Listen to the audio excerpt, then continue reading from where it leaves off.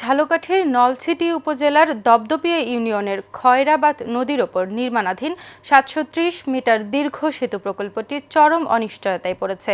২.৫ বছর পেরিয়ে গেলেও কাজের অগ্রগতি অত্যন্ত ধীর। ফলে শতাধিক কোটি টাকার এই গুরুত্বপূর্ণ অবকাঠামো প্রকল্প কার্যত স্থবির হয়ে আছে।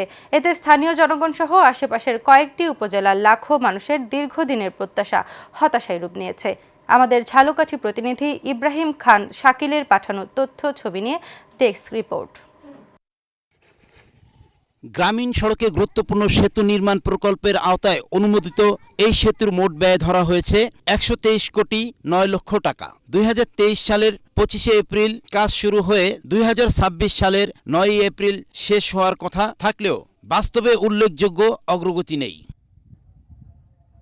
স্থানীয়দের অভিযোগ, প্রকল্পের প্রধান ঠিকাদার ও কেন্দ্রীয় আওয়ামী লীগের নেতা কলরাম পোদ্দারের বর্তমানে কারাবন্দী থাকার পুরো প্রকল্প ব্যবস্থাপনা ভেঙে পড়েছে। অভিযোগ রয়েছে সংশ্লিষ্ট ঠিকাদার প্রতিষ্ঠানে প্রায় ২১ কোটি টাকা অগ্রিম বিল উত্তোলন করলেও মাঠ পর্যায়ে তার দৃশ্যমান প্রতিফল নেই।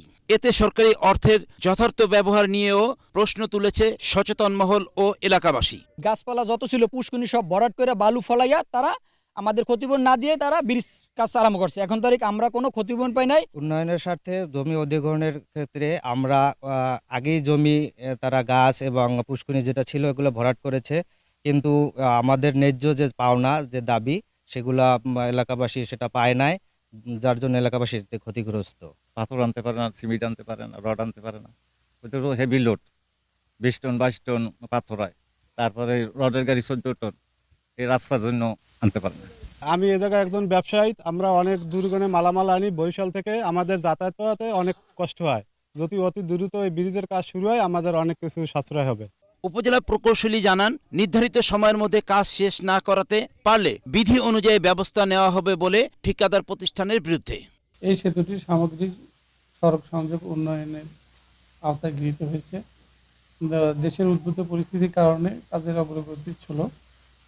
তবে সংশ্লিষ্ট ঠিকাদারের সাথে আমরা ম্যানেজমেন্ট মিটিংয়ে আলোচনা করা হয়েছে এবং ওনারা বলছে নির্দিষ্ট সময়ের মধ্যে কাজটি শেষ করবে। যদি শেষ করতে না পারে আমরা পিপিএর মোতাবেক ব্যবস্থা গ্রহণ করা হবে।